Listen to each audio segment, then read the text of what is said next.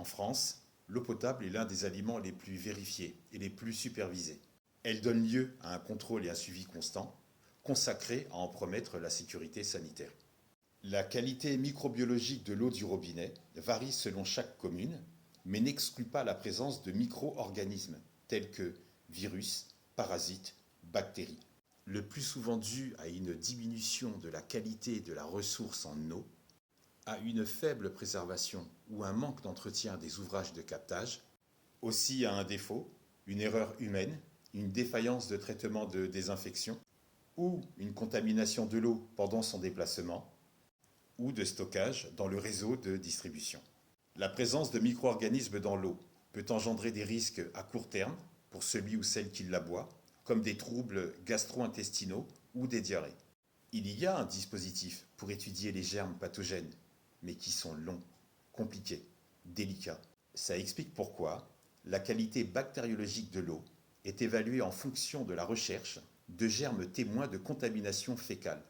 Oui, c'est ça. C'est de la merde. La mise en évidence de ces germes n'exclut pas les nitrates, dus à leur présence naturelle dans l'environnement, qui lui-même est contaminé par les activités humaines. Pollution agricole, engrais organiques, déjection urbaine. S'ajoutent ensuite les pesticides, qu'on appelle les produits phytosanitaires. Ça reste quand même des substances chimiques. Fongicides, herbicides, insecticides, employés pour combattre les espèces animales ou végétales nuisibles dans la construction, dans les industries, dans les terrains privés, dans les terrains publics, dans l'agriculture. Bref, j'arrête là. La liste est longue et si je poursuis, je n'aurai plus de batterie. Donc les pesticides sont présents par ruissellement et ou infiltration dans les sols.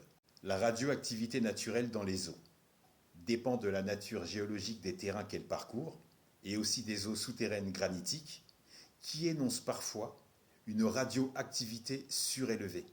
Et je ne t'ai pas parlé du plomb, des métaux lourds et des nouveaux polluants créés par les activités humaines.